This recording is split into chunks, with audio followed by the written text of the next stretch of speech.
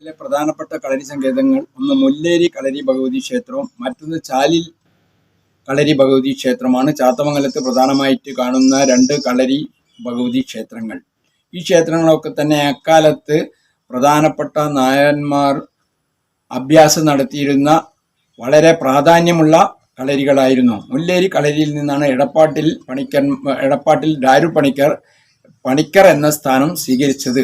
അരിക്കുളങ്ങര ദേവീക്ഷേത്രം, ഇരിങ്ങാടംകുന്ന് മഹാവിഷ്ണു ക്ഷേത്രം, വട്ടോളി ഭഗവതി ക്ഷേത്രം, ലാശ്ശേരി ശ്രീ സുബ്രഹ്മണ്യ ക്ഷേത്രം എന്നിവ മണ്ണിലടത്ത് തറവാടുകാരുടെ ഉടമസ്ഥതയിലുള്ളതായിരുന്നു. ഭൂപരിഷ്കരണ സമ്പ്രദായത്തെ തുടർന്ന് തറവാടിന് വലിയ ക്ഷതം നേരിടുകയും അതിൻ്റെ ഭാഗമായിട്ട് കുറേ പ്രയാസങ്ങൾ അവരുടെ അധീനതയിലുള്ള പല ക്ഷേത്രങ്ങളും ജനകീയ കമ്മിറ്റികൾക്ക് വിട്ടുകൊടുക്കേണ്ട അവസ്ഥയും വന്നിട്ടുണ്ട്. അതോടൊപ്പം തന്നെ മറ്റൊരു കഥയും നിലനിൽക്കുന്നുണ്ട്. ഭഗവാന്റെ ലീലാവിലാസങ്ങൾ എന്നല്ലാതെ എന്തു വേണം പറയാൻ. ക്ഷേത്ര ശ്രീകോവിലിന്റെ നിർമ്മാണത്തിനായി കൊണ്ടുവന്ന തടികൾ ക്ഷേത്രത്തിലേക്ക് കൊണ്ടുവരേണ്ടതായുണ്ട്. അന്ന് തടി വലിക്കാൻ ആനയെയായിരുന്നു മിക്കവരും ആശ്രയിച്ചിരുന്നത്. പ്രദേശത്തെ അന്നത്തെ നാടുവാഴിയായിരുന്ന മണ്ണിലേടത്ത് നായർ തറവാട്ടിൽ നിന്നും അവരുടെ ആനകളെ ഉപയോഗിച്ച് തടി ക്ഷേത്രത്തിലെത്തിക്കാൻ ക്ഷേത്ര ഊരാളന്മാരോട് ചോദിച്ചെങ്കിലും അവർ വ്യക്തമായ മറുപടി കൊടുത്തില്ല. അപ്രതീക്ഷിതമെന്ന് പറയട്ടെ, പിറ്റേ ദിവസം പുലർന്നപ്പോൾ അവരുടെ മുറ്റത്ത് തളച്ചിരുന്ന ആനകളെല്ലാം മണ്ണിൽ കുളിച്ച് പറമ്പിൽ അങ്ങിങ്ങായി നിൽക്കുന്ന കാഴ്ചയാണ് കണ്ടത്. മുഴുവൻ തടികളും ആനകൾ ക്ഷേത്രപ്പറമ്പിലെത്തിച്ചു. എല്ലാം ഭഗവാന്റെ ആജ്ഞ പോലെ നടന്നതായി തോന്നി. ഭഗവാൻ കൃഷ്ണൻ തന്നെയാണ് ഇതെല്ലാം നടത്തുന്നതെന്ന് ഭക്തജനങ്ങളും വിശ്വസിച്ചു പോന്നു. ഇതെല്ലാം പഴമക്കാർ പറയുന്ന കഥകളാണ്. ഇപ്പോൾ നമ്മളോടൊപ്പം ഉള്ളത് ദേവകി മാരാസ്യാറാണ്. ഈ പ്രായത്തിലും ക്ഷേത്രത്തിലെ ദൈനംദിന കാര്യങ്ങൾ ചുറുചുറുക്കോടെ ഏറ്റെടുക്കുന്ന ആളാണ് അമ്മ. അമ്മയുടെ വിശേഷങ്ങൾ ചോദിച്ചറിയാം. അമ്മ പറഞ്ഞോളൂ. രക്ഷകനും ശിക്ഷകനുമാണ് ഈ ഭഗവാൻ. ഞാൻ കുറേയൊക്കെ ഇവിടെയാണ് ജനിച്ചു വളർന്നത്. ഈ അമ്പലത്തിലെ ഒരു പ്രവർത്തകയായിട്ടാണ് ഇപ്പോഴും ചെയ്തുകൊണ്ടിരിക്കുന്നത്. ഈ പണ്ട് കാലത്ത് ക്ഷേത്രത്തിൽ ജനങ്ങളെ കടത്താൻ അനുവദിക്കില്ലായിരുന്നു. ഇപ്പം പുരോഗമനം കിട്ടിയതോടുകൂടി എല്ലാവരെയും കടത്താൻ അനുവദിച്ചു തുടങ്ങി. യജുർവേദ മന്ത്രങ്ങൾ ചൊല്ലിയാണ് ക്ഷേത്രത്തിലെ പൂജാകർമ്മങ്ങൾ നടത്തിപ്പോരുന്നത്. പുരോഗമനാഭിപ്രായങ്ങൾക്ക് തക്കതായ സ്ഥാനം കൊടുക്കാതിരുന്നപ്പോൾ ക്ഷേത്ര ഭരണാവകാശികളും മറ്റുള്ളവരും തമ്മിൽ സ്വരച്ചേർച്ചകൾ കുറഞ്ഞു തുടങ്ങി. ചില്ലറ ഉരസലുകൾ നടന്നു. ശ്രീകോവിലിലെ ദിവ്യ തേജസ് അവ കൂടുതൽ മൂർച്ഛിക്കാതെ തക്ക സമയത്ത് തന്നെ ഒതുക്കിയിരുന്നു. ആചാര്യശാപം മുതൽക്ക് തന്നെ വേരുറച്ച് തളിർത്തു വരുന്ന ഈ അനൈക്യം പ്രബലമായപ്പോൾ ദേവന് മടുപ്പ് തോന്നിക്കുന്ന ചില ദുർനിമിത്തങ്ങൾ ക്ഷേത്രത്തിൽ കണ്ടു തുടങ്ങി. ചരിത്രത്തിന്റെ സാക്ഷിയായി നിലകൊണ്ടിരുന്ന കൂറ്റൻ അരയാൽ ഒരു ദിവസം പൊട്ടിപ്പിളർന്നു വീണു. പ്രസാദ ഗോപുരങ്ങൾക്ക് ചില്ലറ നാശങ്ങൾ ഉണ്ടായി. അമ്പലത്തിനുള്ളിൽ ഒരു രാത്രി അഗ്നിബാധയും ഉണ്ടായി. ഭജനമായി താമസിച്ചിരുന്ന ചില ഭക്തന്മാർ അത് യഥാസമയം അറിഞ്ഞത് കാരണം കൂടുതൽ വ്യാപിക്കാതെ കഴിഞ്ഞുപോയി. ചേച്ചി, ഈ ക്ഷേത്രവുമായി ബന്ധപ്പെട്ട എന്തെങ്കിലും അനുഭവ കഥകൾ പറയാനുണ്ടോ? ക്ഷേത്രത്തിൽ എനിക്കല്ല ഏറ്റവും കൂടുതൽ പറയാനുള്ളത് എൻ്റെ ഭർത്താവിനാണ്. അപ്പം ഭർത്താവ് പറയുന്ന ഇവിടെ ഒരു ദിവസം തീരെ ഒരു ബോധവും ഇല്ലാതെ ഇവിടെ കിടന്നിട്ട് ഭഗവാൻ കയ്യെ പിടിച്ച് വീട്ടിലെത്തിച്ചു എന്നാണ് എല്ലാവരോടും എപ്പോഴും പറയുന്നത്. അപ്പോൾ ആ ഭഗവാനെ മനസ്സിൽ വിചാരിച്ചിട്ടാണ് സദാ നടക്കുകയും ചെയ്യൽ. അപ്പം എന്നെ ഭഗവാനാണ് അവിടെ എത്തിച്ചത്. ഞാൻ ഈ മുറ്റത്താണ് കിടന്നത്. അതെല്ലാവരുടെ അടുത്തും എല്ലാ ആൾക്കാരുടെ അടുത്തും പറയും. ഞങ്ങളെ ബന്ധുക്കളെ വീട്ടിൽ ചെന്നാലും പറയാനുള്ളത് ഇതാണ്, ഇവിടെ വന്നാലും ഇതാ പറയാനുള്ളത്. അപ്പോൾ അതുകൊണ്ടാണ് ഇവർക്ക് പറ്റുന്നത് ഇങ്ങോട്ട് ഓടണം എന്നുള്ള ആ ആഗ്രഹത്തിൽ ഓടി വരും.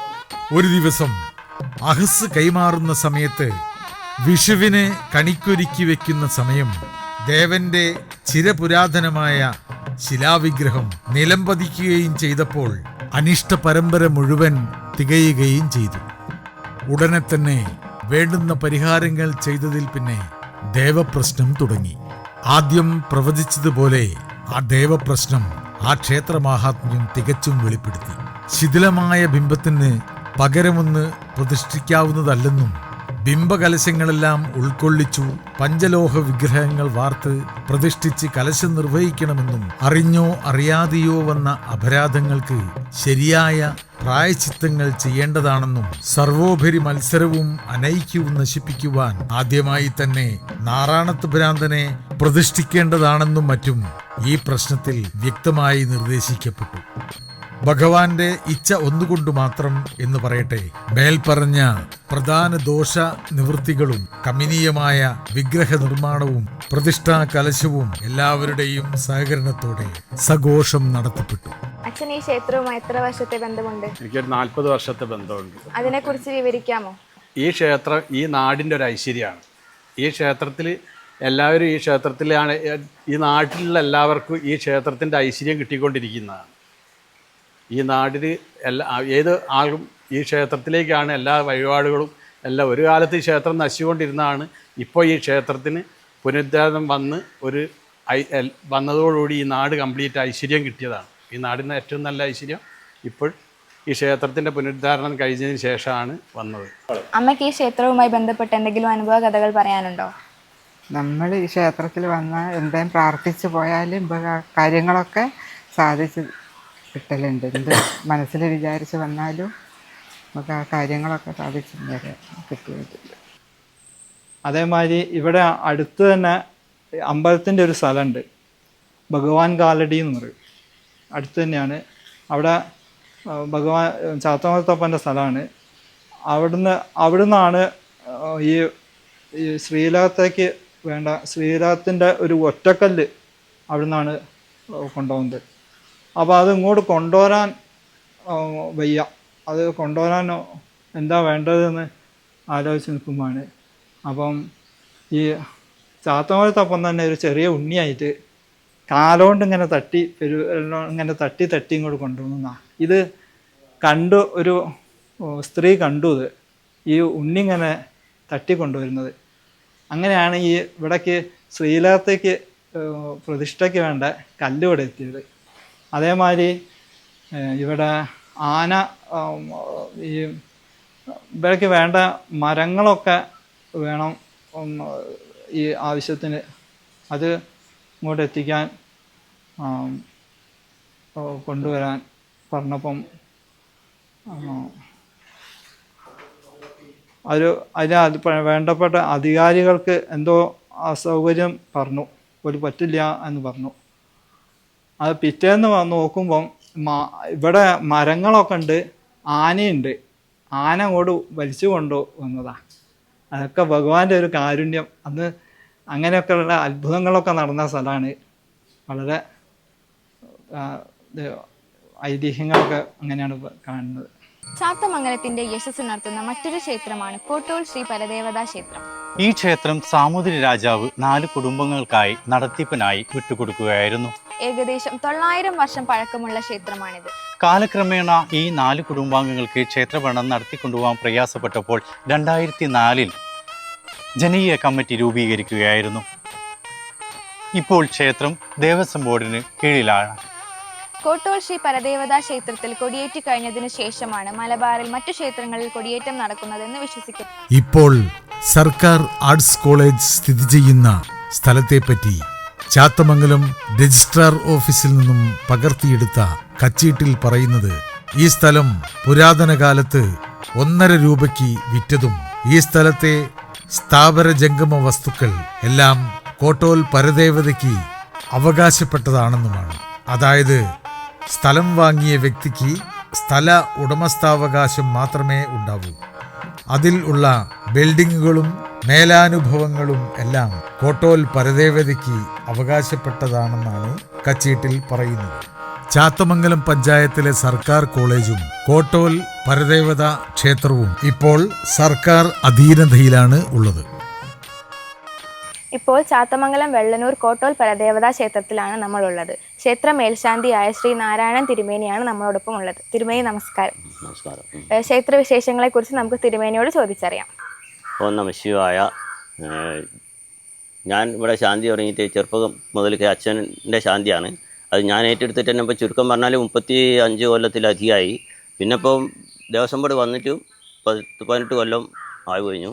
ഇത്രയും കാലം ഞാൻ ഇത് ശാന്തി തുടങ്ങിയിട്ട് ഇവിടുത്തെ വഴിപാടുകൾ പറഞ്ഞാൽ പ്രധാനമായിട്ട് നെയ്വിളക്ക്, ഒറ്റ ദിവസ പൂജകൾ, പുഷ്പാഞ്ജലി, നെയ്വിളക്ക് തന്നെയാണ്. പിന്നെ ഉത്സവം എന്ന് പറഞ്ഞാൽ ധനുമാസത്തിലെ അവസാനത്തെ ഇതിനാണ് വരിക. 29-ാം തീയതി, 28, 29, 30 തെറ ഉത്സവം. പിന്നെ ഉള്ളത് പറഞ്ഞാൽ ഈ വെള്ളാട്ട്, അന്തി വെള്ളാട്ട് എന്ന് പറയും വൃശ്ചികമാസത്തിൽ.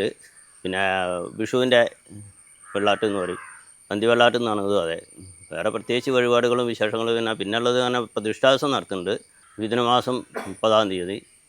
അടുത്തതായി നമ്മളോടൊപ്പം ക്ഷേത്രം ട്രസ്റ്റി ചെയർമാനായ സന്തോഷേട്ടനാണുള്ളത്. ക്ഷേത്ര വിശേഷങ്ങൾ നമുക്ക് അദ്ദേഹത്തോട് ചോദിച്ചറിയാം.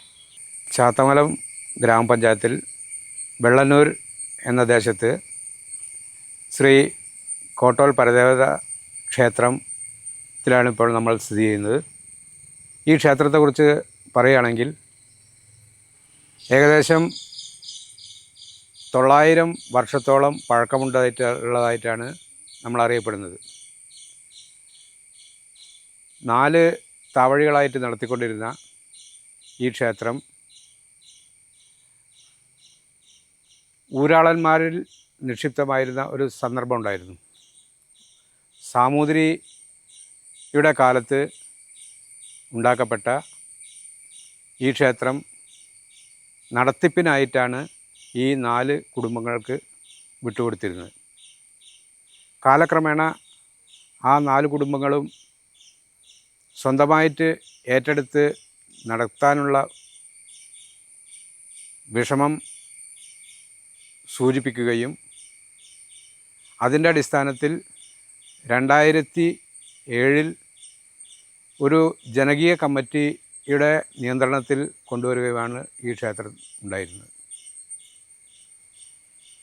പിന്നീട് ഈ ജനകീയ കമ്മിറ്റി തന്നെ HRNCക്ക് വിട്ടുകൊടുക്കുകയും മലബാർ ദേവസ്വം ബോർഡിൻ്റെ കീഴിൽ പ്രവർത്തിക്കുന്ന ഒരു ക്ഷേത്രമായി മാറുകയും ചെയ്തു.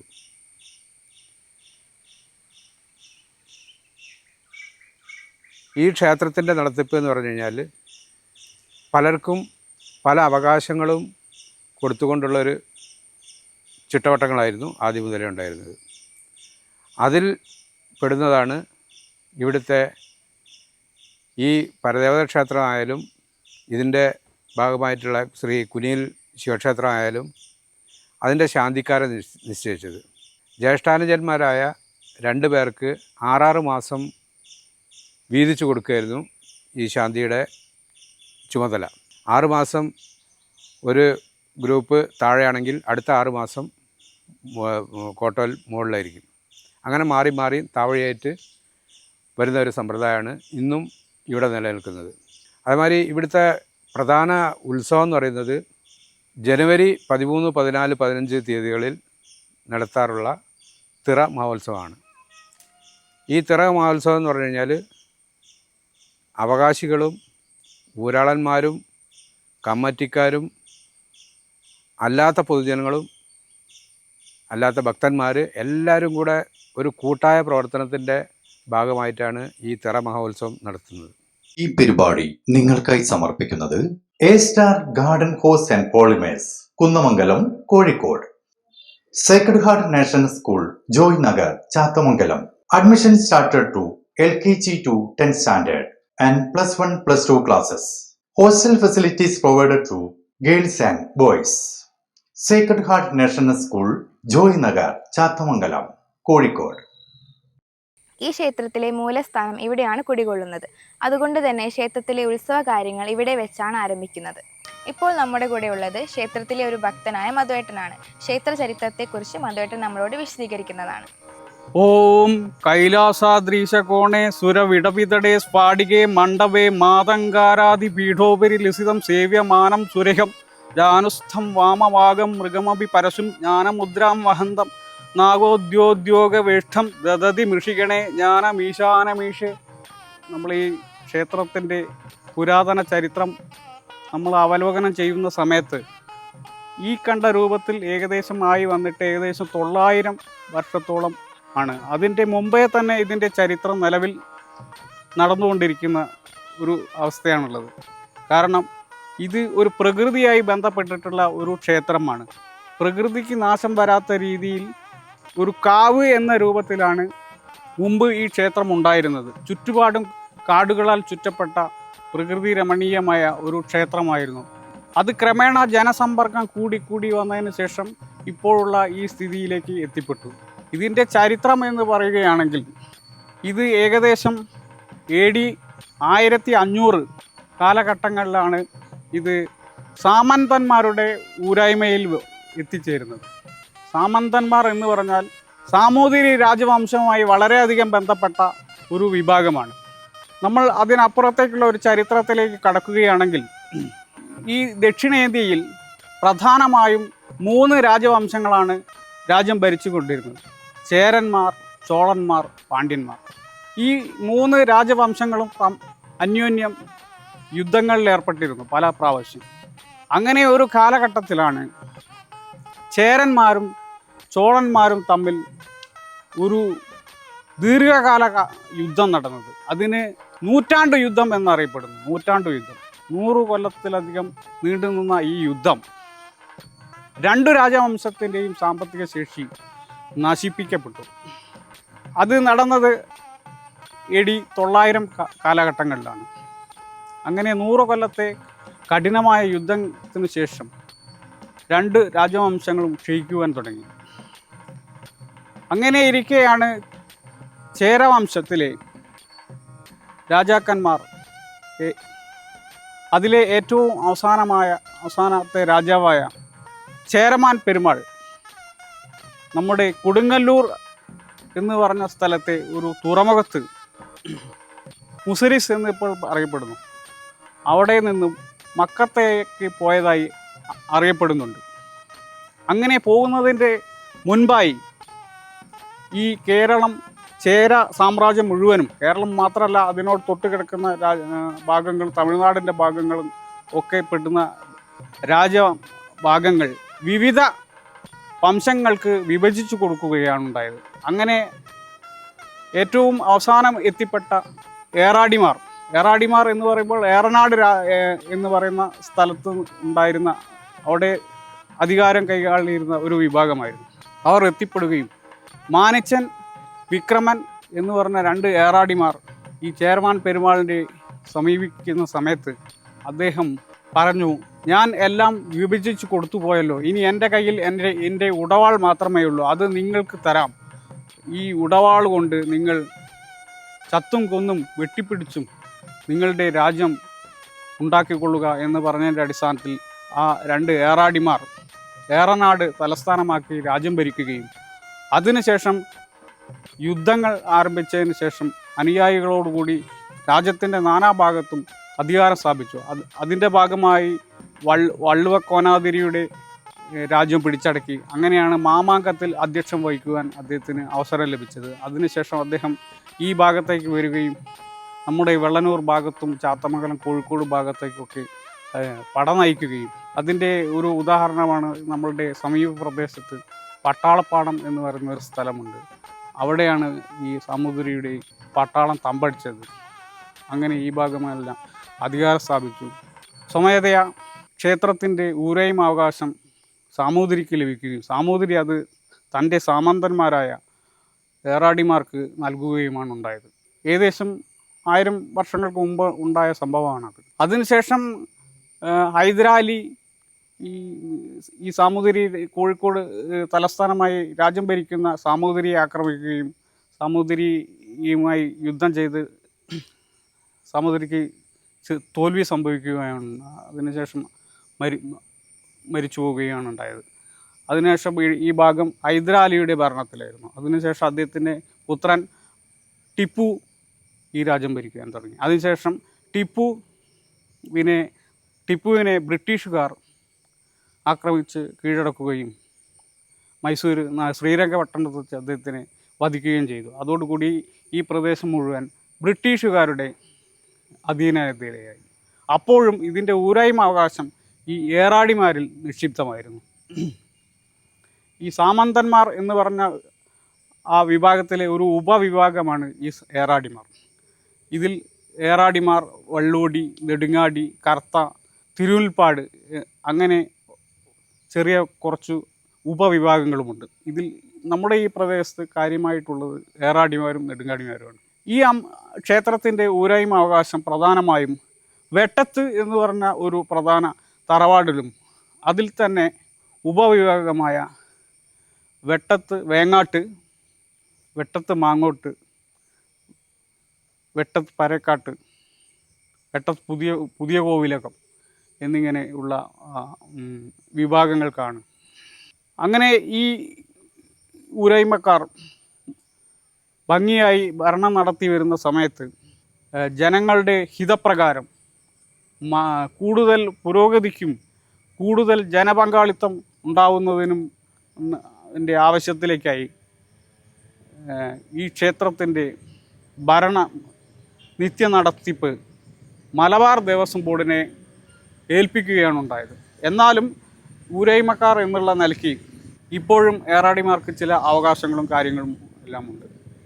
ഇതിൽ ഉത്സവ സമയത്ത് പ്രധാനമായും ഇവിടെ പെരുവണ്ണാന്മാർ എന്ന് പറഞ്ഞ സമുദായക്കാരാണ് തിറ വേഷം കെട്ടി ആടുന്നത്. അതിൽ പ്രധാനമായും നെച്ചൂളി ഉള്ള പെരുവണ്ണാൻ സമുദായത്തിനും വെള്ളനൂരുള്ള പെരുവണ്ണാൻ സമുദായത്തിനുമാണ് അവകാശം.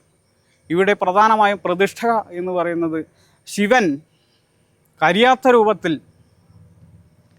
പ്രത്യക്ഷപ്പെട്ട ഒരു പ്രതിഷ്ഠയും അതിനുശേഷം അന്തിമഹാകാളൻ എന്ന് പറഞ്ഞ ഒരു പ്രതിഷ്ഠയും ഭഗവതിയും പിന്നെ ഉപദൈവങ്ങളായി നാഗങ്ങളും എല്ലാം പ്രതിഷ്ഠിക്കപ്പെട്ടിട്ടുണ്ട്. ഈ ഉത്സവ സമയത്ത് ഇവിടെ എത്തിച്ചേരുന്ന എല്ലാവർക്കും തന്നെ മൃഷ്ടാന്നമായും ദിവസങ്ങളോളം ഭക്ഷണം നൽകുന്ന ഒരു പ്രധാന മഹാസംഭവം കൂടി ഈ ക്ഷേത്രത്തിൻ്റെ ഒരു പ്രത്യേകതയാണ്. ഇപ്പോൾ ഇത് മലബാർ ദേവസ്വം ബോർഡിൻ്റെ ഭരണത്തിന് കീഴിലാണ്. ഇതിൻ്റെ ചെയർമാനായി സന്തോഷ് കുമാർ എന്ന ആളാണ് ഇപ്പോൾ ഉള്ളത്.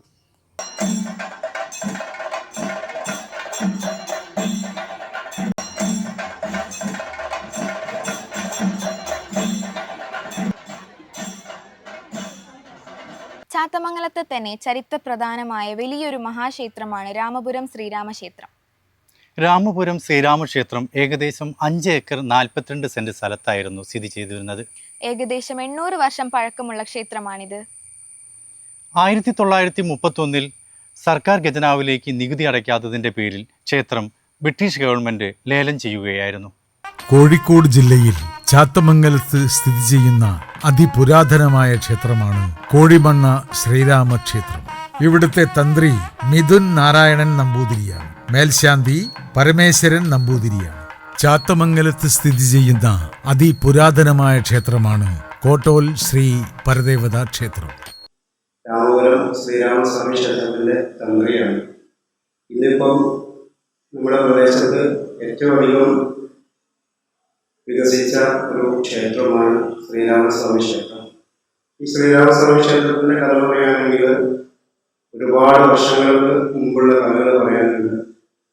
ആ ശ്രീരാമസ്വാമി ക്ഷേത്രം ഒരു സ്വർണ്ണപ്രകാരം അവിടെ ഉണ്ടായിരുന്നുവെന്നും അതിൻ്റെ വിഗ്രഹം ഒരു സമീപത്തുള്ള കുളത്തിലുണ്ടായിരുന്നുവെന്നും അങ്ങനെയൊക്കെ കാണുന്ന സമയത്ത് അത് കണ്ടെത്തുകയും പിന്നീട് അത് ഓലപ്പുരയിൽ പാലാല പ്രതിഷ്ഠയായിട്ട് ഒരുപാട് കാലം നിലനിന്നു.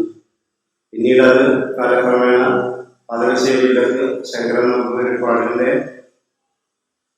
സഹായത്താൽ ഒരു ശ്രീകോവിലും മുഖമണ്ഡപവും നിർമ്മിച്ച് ഇങ്ങോട്ട് പ്രതിഷ്ഠ മാറ്റി അങ്ങനെ കുറേ കാലം തുടർന്നു കൊണ്ടുവന്നു.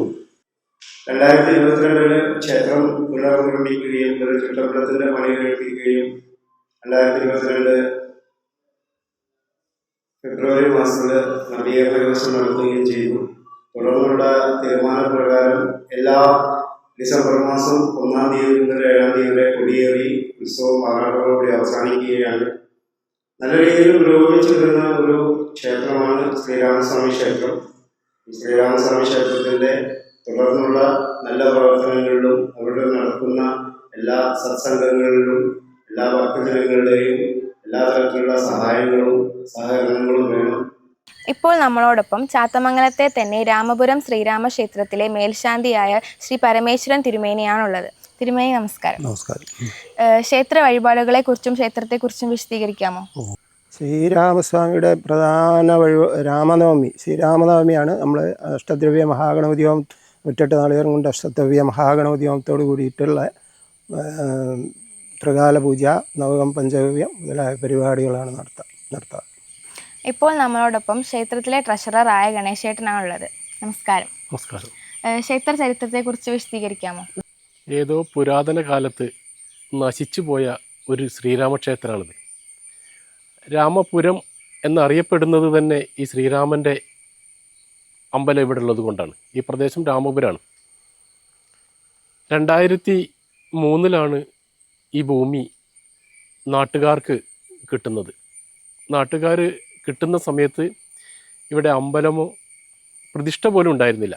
പ്രതിഷ്ഠ മുമ്പുണ്ടായിരുന്ന അന്യമതസ്ഥർ പൊട്ടിച്ച് ഏതോ കുളത്തിൽ കൊണ്ടുപോയി ഉപേക്ഷിക്കുകയുണ്ടായത്. 2003 കിട്ടിയതിന് ശേഷം ശ്രീരാമ ഭഗവാന്റെ പാദത്തിനാണ് പൂജ ചെയ്തത്. അത് കഴുങ്ങ്, ഓല ഒക്കെ കെട്ടി ഒരു മറ കെട്ടി പൂജ നടത്തി. പിന്നീട് ക്ഷേത്രത്തിൻ്റെ ശ്രീകോവിലുണ്ടാക്കി. അതിനുശേഷം നമസ്കാര മണ്ഡപം ഉണ്ടാക്കി. 2024 ഫെബ്രുവരി 16 മുതൽ 24 വരെ അമ്പലത്തിൻ്റെ ബാക്കി പണികൾ തീർത്ത് കലശം നടത്തി. ഇതിൻ്റെ തന്ത്രി ശ്രീ പാതിരശ്ശേരി മിഥുൻ നാരായണൻ നമ്പൂതിരിപ്പാടാണ്. അദ്ദേഹം വളരെ ധനം ഇതിനു വേണ്ടിയിട്ട് ചെലവഴിച്ചിട്ടുണ്ട്. ഇപ്പോൾ നല്ല ആളുകൾ വരുന്നുണ്ട്. കർക്കിടക മാസത്തിലാണ് രാമായണ വായന. കർക്കിടക 1 മുതൽ 31 കൂടി 2 നേരത്തിൽ പൂജയും, രാവിലെ ഗണപതി ഹോമം, വൈകുന്നേരത്തിൽ ഭഗവതി സേവ തുടങ്ങിയവ നടത്തുന്നുണ്ട്. പിന്നെ ശ്രീരാമനവമിക്കാണ് വളരെ ഗംഭീരമായ അഷ്ടദ്രവ്യ ഗണപതി ഹോമം നടത്തുന്നത്.